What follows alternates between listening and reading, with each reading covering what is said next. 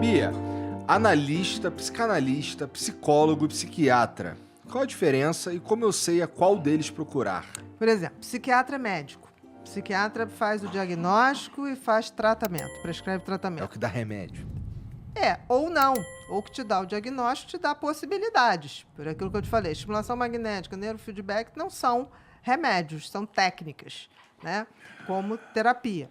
Agora, vamos lá, psicólogo. Psicólogo, ele não faz diagnóstico. Psicólogo, ele, em geral, atua fazendo algum tipo de psicoterapia. E psicoterapia tem várias. Por exemplo, a cognitivo-comportamental, a comportamental, a existencialista, a psicanalista, a junguiana. Agora, psicanalista. Psicanalista é aquele cara que fez psicologia, em geral, tem até escolas que não precisam fazer, e ele vai na linha da psicanálise. A psicanálise foi uma criação de Freud que passou a determinar que o comportamento humano ele era fabricado na infância. Então, ele fica restrito ali e vai explicar todas as alterações a partir daquela infância. Culpa é dos pais. Culpa dos pais, em geral da mãe. Mas eu sou muito... Porque, assim, eu acho Freud sensacional, escreve muito bem. Mas, na época de Freud, não tinha a neurociência, não tinha as descobertas, a gente não sabia nada. Então, Freud criou uma série de possibilidades, mas que não tem comprovação científica nenhuma. Boa. Entendi. Então, o que acontece? Se Freud tivesse vivo hoje, ele seria um dos grandes neurocientistas. Freud foi o primeiro cara a usar cocaína para tratar depressão. Porque ele não sabia que dava dependência. Então, no primeiro momento, ele melhorou, ele passou... Ele começou a usar a hipnose e a abandonou. hipnose, abandonou. Então, assim, ele com certeza não estaria tão preso. Porque tem gente, psicanalista, que acha que aquilo ali é uma religião. Você não pode falar outra coisa. E eu tenho certeza que se Freud tivesse vivo... Nossa, a gente ia trocar muito papo. Esse é maneiro. Assim, onde erramos, onde temos que melhorar, entendeu? Eu acho que o Ele legal... não se levaria tão a sério. Isso, eu acho que o legal... Porque o Freud, foi o grande nome que as pessoas mais conhecem, porque ele que meio que... Ele era um médico psiquiatra. Ele era um médico psiquiatra. Sim. E aí ele falou, cara, nem tudo tá na estrutura do cérebro. Tem coisas que está na mente. Exatamente. Então esse foi o primeiro. Mas e aí ele não tinha noção da diferença, ele foi fazendo. Você entendeu? Imagina, o primeiro cara falou assim, gente, peraí, não é só a matéria, não é só a sinapse, não é só a bioquímica, existe algo mais. O universo dos pensamentos. Né? Aí o Jung já veio com aquela loucura que não é só na criança, tem os arquétipos. O Jung já vai para a alma, para o espírito, entendeu? Ele dá uns passos para frente. Agora... E aí... Tudo meio maluco, né? Total. E aí os caras, como é que eles vão quantitar isso? Através da observação. Claro. Às vezes de anos, com aquele paciente, vendo isso funciona, isso não funciona, isso funciona, Exatamente. isso funciona. E fala, olha, isso aqui... E uma coisa que a doutora falou muito legal, somos seres únicos. Não é porque existe um protocolo que vai funcionar para todos. Então, acho que essa é a grande... Mas a psiquiatria é a que sai da medicina. Isso que é... Exatamente. Então, um cara, vamos dizer que eu tô me sentindo, sei lá, eu suspeito que eu tenho depressão. Psiquiatra? Primeiro procuro um psiquiatra. Sim, porque aí ele vai fazer, depressão? Não é depressão? Daí ele manda pro psicólogo, pra não sei quem, é assim? E se for eu vou te vasculhar inteiro, vou saber até do teu fígado também. Tá. Vou descer a prateleira, entendeu? Por quê? Porque eu preciso ver tudo, porque o cérebro coordena todo o resto. Não adianta. Tem mulher que chega em menopausa sem reposição e não tem remédio que faça efeito. Então, você se não regularizar, não tem como. Porque você precisa do hormônio para absorver a medicação que vai chegar no cérebro.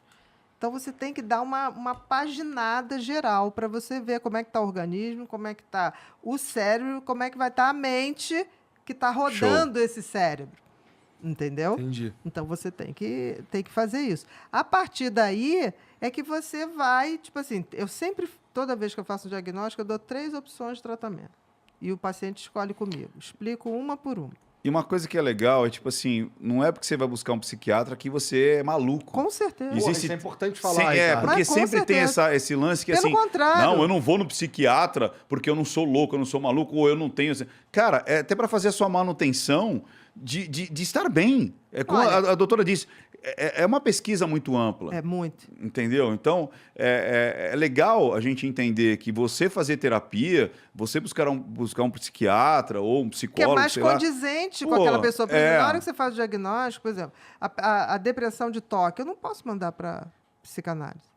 Show. Porque a psicanálise vai ficar o tempo todo concordo. naquelas coisas Perfeito. que você não teve na infância. É vai isso aí. tornar mais obsessivo. Esse toque de pensamento jamais Jamais pode ir para um pode ir pra psicanalista. psicanálise. Jamais. Entendeu? Vai dar merda. Vai mas piorar. ao mesmo tempo, se a pessoa quer...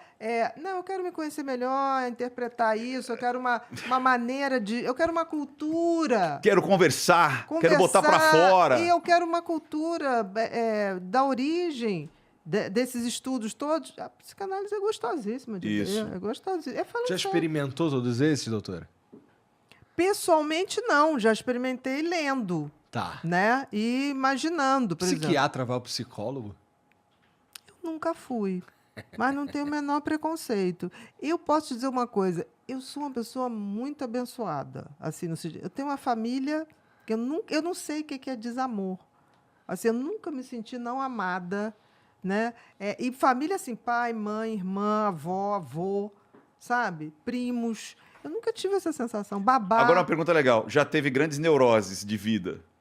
Eu já tive momentos assim de grande desafio quando eu queria fazer medicina. Aí eu criava um esquema de contabilizar o número de horas que eu tinha que estudar. Era um pouquinho, estava um pouquinho. A provocação foi assim: você já teve momentos da sua vida que você já ficou muito triste, Claro, decepcionada, claro, que não se resolveu óbvio. com relacionamentos e tudo mais. Mas óbvio, isso faz parte. Então, é isso que é legal as pessoas ouvirem, entendeu? Eu nunca vi isso como patológico. Então, eu vi como um mas- processo de ser um ser humano, de estar na caminhada. Mas é bom as pessoas ouvirem isso, não é porque, por exemplo, é como se o psiquiatra não precisasse ou não sentisse fraqueza. Não, sinto, e tanto sinto que por exemplo, eu falo muito com meus pacientes, já passei por isso, quando eu tinha uma faixa Boa. etária assim. Muito legal. E posso dizer, passa. Muito legal. E a gente vai refletindo, por exemplo, hoje, a coisa boa da idade é a sabedoria, né?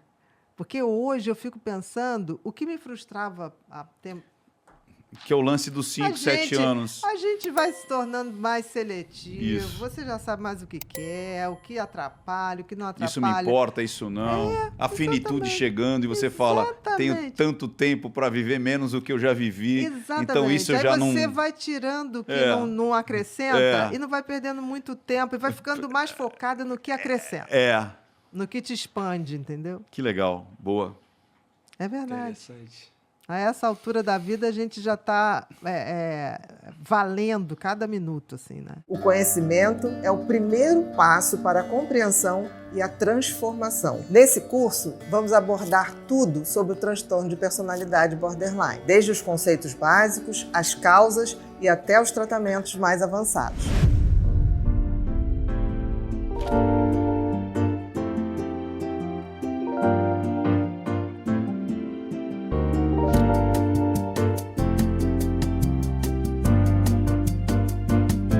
Eu estou ansiosa para começar essa jornada de aprendizado com você. Vamos lá?